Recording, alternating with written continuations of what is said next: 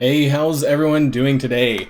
Now, against my better judgment, and while I wish this was a video about Scream, against my better judgment, we are going to be doing a Red Star Orb opening for She-Hulk. Now, I'm not going to be spending too much for this, and actually to try and maximize the usage of my Red Stars, I am actually going to try and attempt Seed Theory this time around.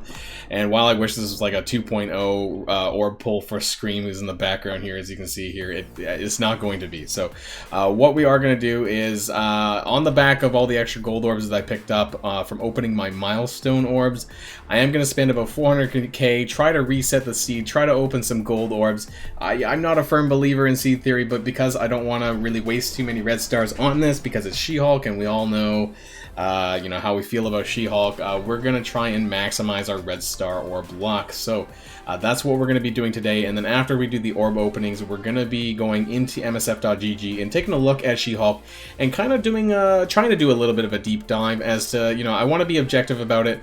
I'm personally not going to be spending money on She-Hulk, but I do want to take a look at her kit anyways and see if there's anything good about it. So that's what we'll have planned for today, and so without further ado, let's get started.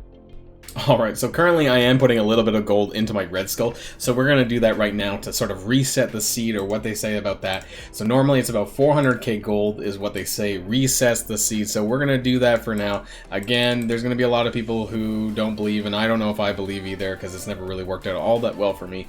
But we're going to try it anyways. We're going to put 400k gold into Red Skull here, which supposedly resets the seed. We're going to go into our gold orbs, and then we're going to pull some gold orbs, and hey, maybe we'll get the money back that we just spent on Red Skull. I fought a very frightening level 75 6 red Red Skull in war, and his minions just trashed me. Actually, maybe I was just really unlucky for some reason, but yeah, that's why I'm putting some more money into him right now. So let's open 10. They say it's about 10 orbs, and then if you get some bad luck, you reset the seed again. So that's exactly what we're going to be doing.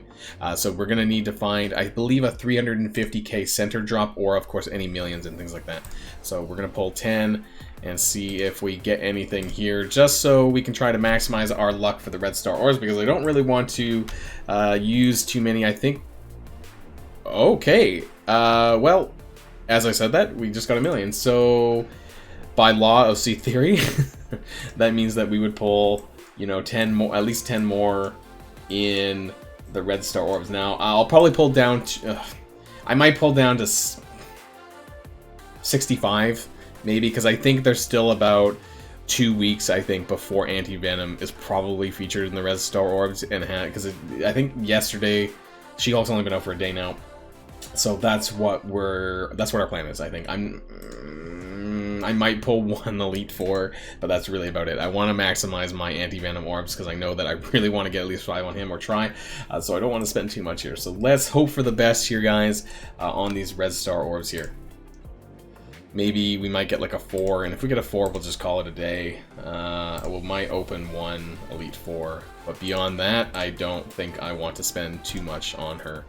So we're going to go down to 65, I think. Normally, you know, if you don't get very good luck after about 10 orb pulls, you would normally just go...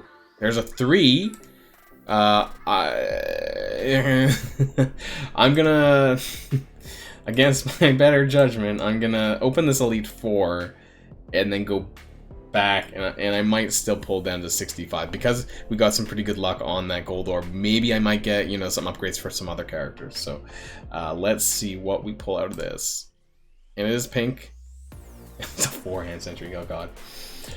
Right, well, thanks for the dupe. That got me a little bit closer to another Elite 5. Let's jump back, though. You know, like I said, I'm not going to do the Seed Theory again and resetting it again, you know, even though I think sometimes people do that every so often. We're just going to carry on here, though.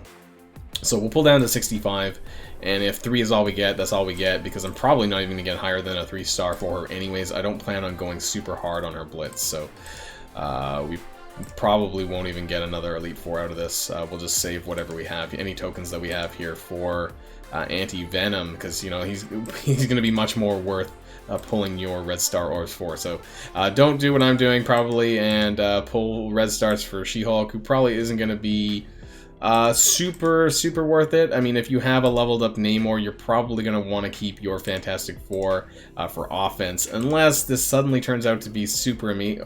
Oh, I thought that might have been a 4 She-Hulk. Unless it turns out to be super amazing, which somehow I doubt. So we'll have to wait and see. The proof is in the pudding, of course, with She-Hulk. Oh! Off. Well, hey, you know what? That was a gold pull out of regular orb, which was really good. Does that mean seed theory exists? I don't know. What do you guys think? Leave a, you know... I don't know. Okay, first of all, I don't know how I feel about this because it's a minion. Second of all, if you guys watch my red star pulls for Doc Ock, I did get a 6-star hand, 6 red hand sorceress there, so and a hand shield security.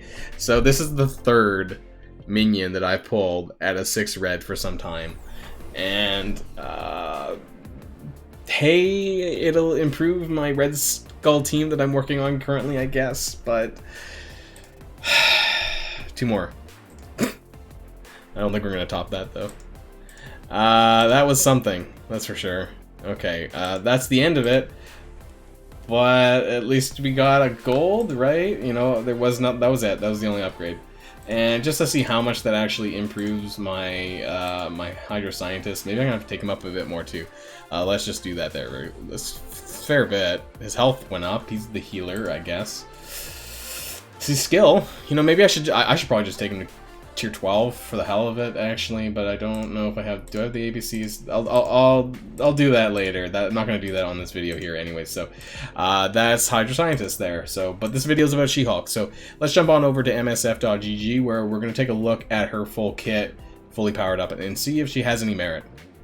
And so here we are over on msf.gg, my favorite resource for my Marvel Strike Force. If you guys don't already use it or have used it in the past, I definitely recommend it. It's a good way to check up on all the characters when they've been updated, check what kind of gear requirements they are, you know, how much gear pieces you need to get from, you know, whatever to tier 14, 13, or wherever you're trying to take them, and lots of great resources here about each character. So we're going to click on She-Hulk here, and we're going to get all the information here. I'm a little bit in the way here. I'm going to try to move myself to the other end just so it's a bit clearer here. So this is all going to be 7775 stats here, and so I just want to take a look at her kit again. So her basic does attack primary target for 320% damage plus apply defense down. Now I don't think that changes between 6 or 7, and of course if you she might be a good striker character actually, because if she does a follow-up attack then she's going to apply defense down as well, or maybe a skirmisher. I haven't really put too much thought into her because I'm not really going to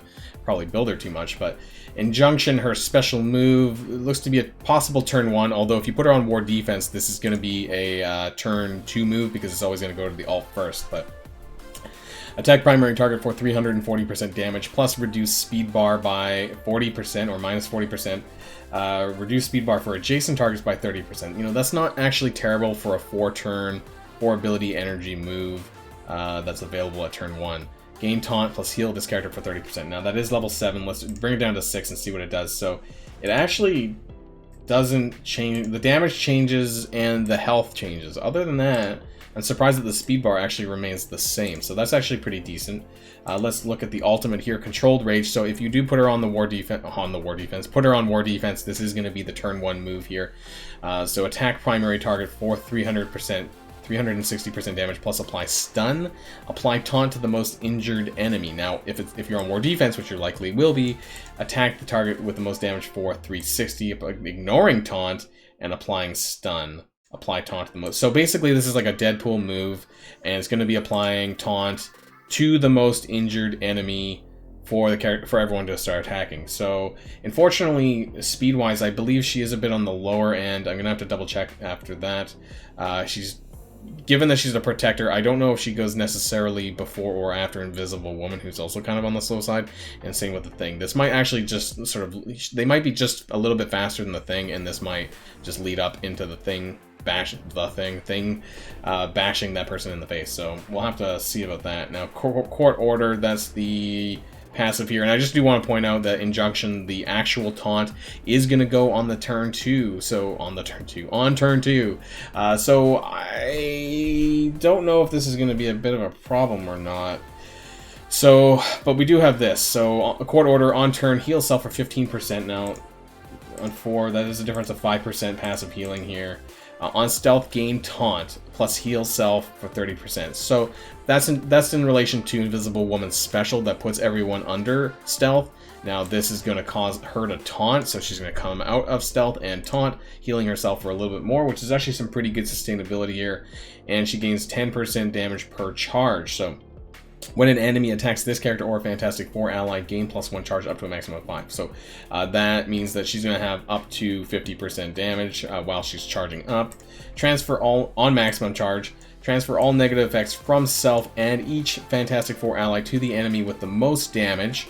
Attack the enemy with the most damage for 200% damage, plus all adjacent allies for all adjacent targets for 150% in their move. So this is basically like a Thor move, just maybe not as good because it's only hitting adjacent targets, not everyone on the field. Now, I haven't done any comparisons. I don't know if Thor's passive damage does more or less than this, the 200% or not.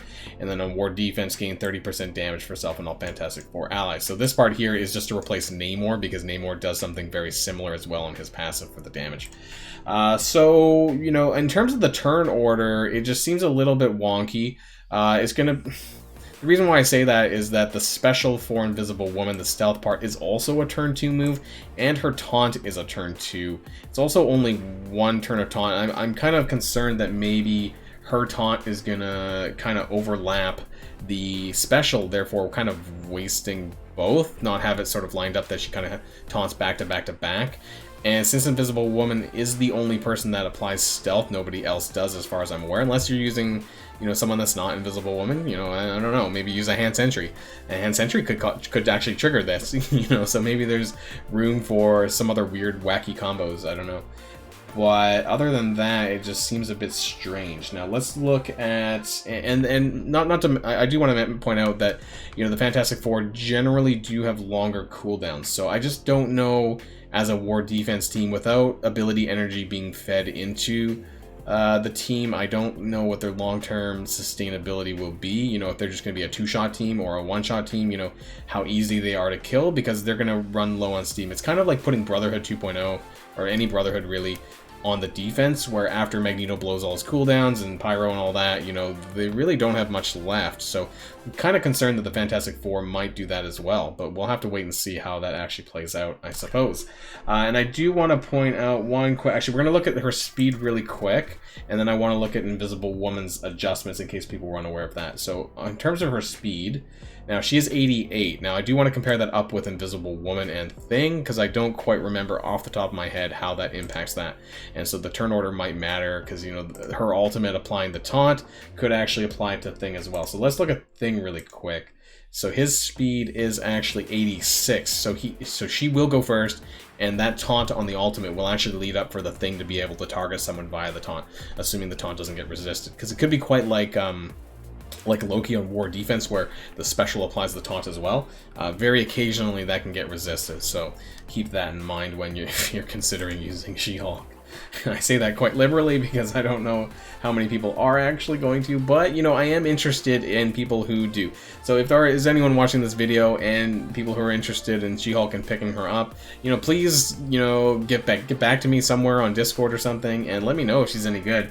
I don't plan on getting her, but maybe I'll have to keep watch of some of the other content creators who are doing videos on her and see if actually she is worth any salt. But I do want to check Invisible Woman really quick. Her speed as well is 105, so she's definitely going before She-Hulk. And so she's going to go apply the offense down with the barrier, and then She-Hulk is going to take her ultimate, but then it also means that Invisible Woman's going to stealth on the second round, and then She-Hulk is going to taunt again on her turn. So maybe it's not too bad. It doesn't mean that it's going to be taunted during that portion, I suppose, when that stealth occurs, and then she's going to taunt again, presumably. That's how it's going to work. So hopefully that's how it works. And then I do want to bring up Invisible Woman's passive, because that was adjusted actually during the patch. So now on War Defense on spawn, if She-Hulk is an ally, gain defense up for 2 turns for herself and She-Hulk and all the Fantastic Four allies. So that kind of shores up a lot of the weaknesses that they had in terms of the defense up part, because she was so slow to getting her barrier off, typically when you use her on war offense, that now at least on the war defense part, she's going to have that defense up. So they will have that defensive sustainability, but I just don't know if they have the ability energy sustain. You know, the specials at 4 energy, that's okay, but the shields is 6. That's going to take a long time to get back around. And just while we're here, you know, the other characters 3 and 5, the special maybe, but the ultimate is going to take a while to get back around. I know Human Torch, he starts with the special, but then of course a whopping 8 for the ultimate, which is already hard to get off, because if you use Human Torch on the offense, you probably notice that half the time you probably don't even get to his ult, because either he's dead or you've already won the match. So, and then Mr. Fantastic, I think he's a bit on the lower end. His ult's at 3, but then 6 on the special. Again, you know, not the best cooldowns, and there's no ability energy generation. So I really don't know how good She-Hulk's going to be in the end. You know, I'm very curious to see how it plays out, and I'll be, you know, keeping an eye on other people who do have She-Hulk, but it's not going to be for me, and I think it's a hard pass at this time, given that we're in a patch cycle with a lot of other bio characters, Scream and Anti-Venom, and I'll just be waiting out more for Anti-Venom. I'll unlock She-Hulk free to play. I don't mind that. I can blitz. You know, that's not difficult for me. But in terms of buying her, that's not happening. And I only got a 3 red anyways. Maybe if I got a 5 or something, I would maybe I would have entertained it. But definitely not over 3 red. So that's it for me, guys. Let me know what you think. Do you think She-Hulk is worth any salt? Is anyone watching this planning on picking her up? Let me know, though, how you feel about her in the comments below. And of course, that's it for me for today, but until next time, guys, stay safe. I'll see y'all later. Boylon signing out.